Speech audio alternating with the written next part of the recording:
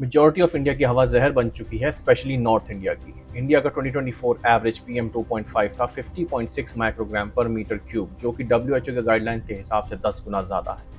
अगर कुछ नहीं बदलता है तो नॉर्थ इंडिया में लोग 7 साल कम जिएंगे इस एयर पोल्यूशन की वजह से, और दिल्ली में तो ये नंबर लगभग 12 साल। 2024 में दुनिया के 20 सबसे गंदी हवा वाले शहरों की लिस्ट में से 13 शहर इंडिया में हैं। पंजाब से लेकर बंगाल तक फैला हुआ हमारा इंडो गंजेटिक प्लेन दुनिया के सबसे पोल्यूटेड एरियाज में से एक है, और यहाँ 60 करोड़ लोग रहते हैं। लेकिन ये क्राइसिस सिर्फ नॉर्थ इंडिया तक सीमित नहीं है। साउथ इंडिया के शहर जैसे बेंगलुरु, चेन्नई में भी ये प्रॉब्लम बढ़ती जा रही है। सबसे पहले दिल्ली में एयर पोल्यूशन की कंडीशन देखते हैं। दिल्ली दुनिया की सबसे ज़्यादा पोल्यूटेड राजधानी है। दिल्ली में साल 2024 का एवरेज पीएम 2.5 था 108.3 माइक्रोग्राम पर मीटर क्यूब, डब्ल्यूएचओ की सेफ लिमिट से 21 गुना ज़्यादा। सेंट्रल पोल्यूशन कंट्रोल बोर्ड के हिसाब से 18 नवंबर 2024 को दिल्ली का एवरेज एक्यूआई था 494, जो कि साल 2024 का सबसे हाईएस्ट था, और ये सीवियर प्लस कैटेगरी में आता है। यूरोप या नॉर्थ अमेरिका में इतना एक्यूआई होने पर शहर खाली करा देते हैं। आगे चलने से पहले मैं आपको पीएम और एक्यूआई के बारे में बता देता हूँ। पीएम का मतलब है पर्टिकुलेट मैटर, मतलब छोटे सॉलिड या लिक्विड पार्टिकल्स जो हवा में हों, जैसे डस्ट, स्मोक, ऐश और पॉलन। पीएम 2.5 पार्टिकल्स वो हैं जिनका साइज 2.5 माइक्रॉन्स या उससे कम होता है, हमारे बाल की मोटाई से 25 गुना छोटा, और ये आंखों से दिखाई नहीं देते।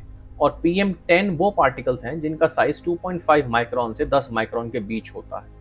ये थोड़े बड़े साइज के पार्टिकल्स होते हैं। ये जो पीएम 2.5 पार्टिकल्स होते हैं ये हमारे लंग्स के थ्रू हमारे ब्लड में एंटर कर सकते हैं, इसलिए ये ज़्यादा खतरनाक है। इस पीएम 2.5 से ब्रोंकाइटिस, एस्थमा, हार्ट अटैक्स और यहाँ तक कि जल्दी मौत होने का खतरा बढ़ जाता है। एक्यूआई, एयर क्वालिटी इंडेक्स, एक तरीके का इंडिकेटर है जो कि गवर्नमेंट एजेंसीज यूज़ करती हैं लोगों को एयर पोल्यूशन बताने के लिए। ये टोटल 8 पॉल्यूटेंट से कैलकुलेट होता है। अब मैं एक ऐसी स्टडी के बारे में बताने वाला हूँ जो काफ़ी लंबे टाइम से आईआईटी कानपुर और the energy and resources institute conduct कर रही थी, पर हमारी गवर्नमेंट ने इसकी फाइंडिंग्स इग्नोर कर दी। लेकिन पिछले साल सुप्रीम कोर्ट ने इसी रिपोर्ट को साइट करते हुए centre for air quality monitoring CAQM को डांट लगाई। इस रिपोर्ट के मुताबिक दिल्ली में होने वाले पोल्यूशन में सबसे ज़्यादा मेजर कंट्रीब्यूटर है व्हीकुलर पोल्यूशन, और उसके बाद आता है रोड डस्ट। इस चार्ट में आपको प्रॉपर ब्रेकडाउन दिखेगा। और अगर एनसीआर की बात करें तो इंडस्ट्री से निकलने वाला धुआं प्राइमरी सोर्स है पोल्यूशन का। अभी तक सारा ध्यान गाड़ियों और स्टबल बर्निंग या पराली जलाने पर डाला जाता है, पर और भी काफ़ी सारे फैक्टर्स हैं जो पोल्यूशन के लिए जिम्मेदार हैं। अभी recently ICCT, international council on clean transportation के the real urban emissions initiative, true short form में, ने दिल्ली और गुड़गांव अथॉरिटीज़ के साथ काम किया, और इनके रिमोट सेंसिंग स्निफर कैम ने 1,11,000 ऑन रोड व्हीकल्स का पोल्यूशन रिकॉर्ड किया। और इनकी इस स्टडी से सामने आया कि कमर्शियल व्हीकल्स जैसे टैक्सी, बसेस, छोटे ट्रक ज़्यादा नाइट्रोजन ऑक्साइड एमिट कर रहे हैं अगर प्राइवेट व्हीकल से कंपेयर करें तो। इस स्टडी से एक और बात सामने आई कि CNG, जिसे क्लीन फ्यूल कहा जाता है, उससे चलने वाले लाइट कमर्शियल व्हीकल्स 14 गुना ज़्यादा नाइट्रोजन ऑक्साइड एमिट कर रहे हैं अगर लैब लिमिट से कंपेयर करें तो। और इसका रीज़न है पुअर मेंटेनेंस और after market CNG fitment kits.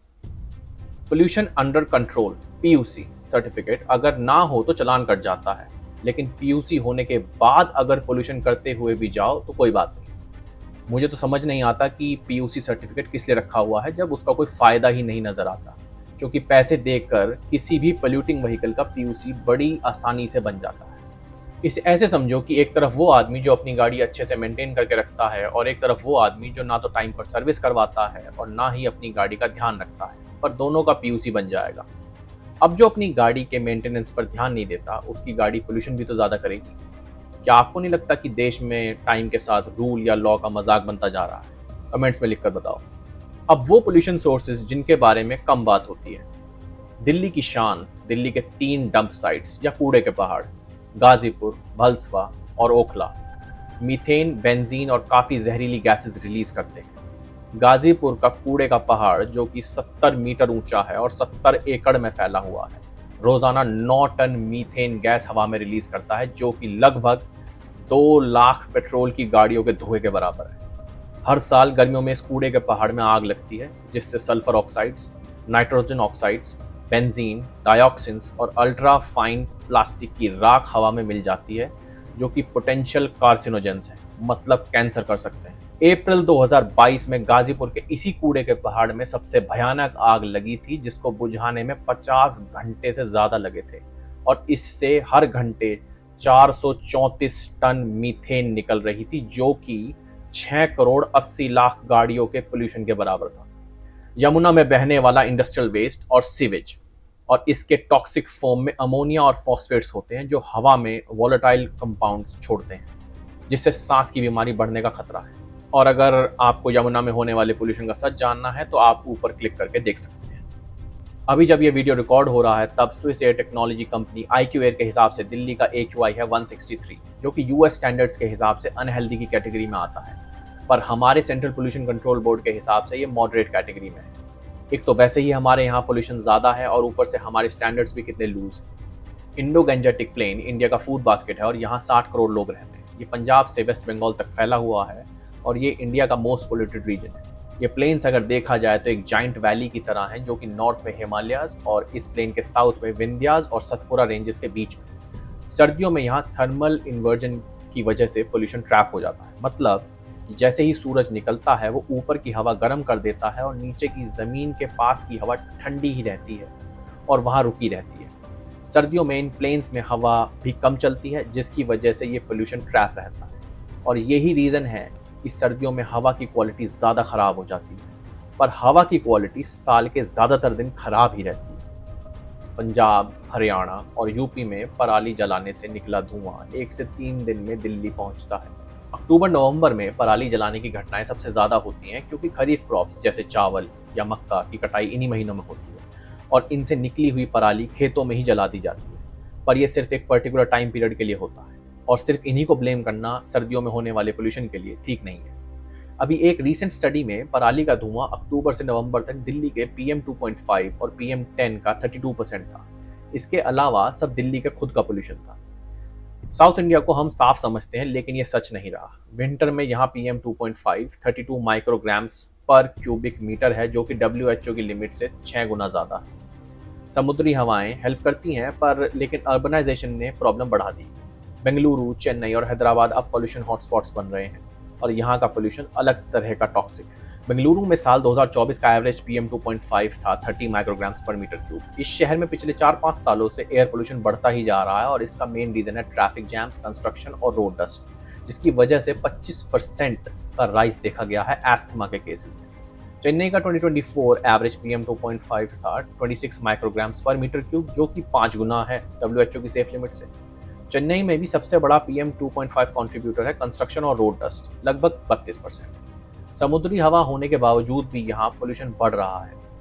Hyderabad का 2024 का एवरेज PM 2.5 था 30.6 माइक्रोग्राम्स पर मीटर क्यूब। ये भी WHO की गाइडलाइन के हिसाब से 6 गुना ज़्यादा है और यहाँ पोल्यूशन का टॉप रीजन है इंडस्ट्रीज, जिनका शेयर है 29%, कंस्ट्रक्शन और रोड डस्ट 26%।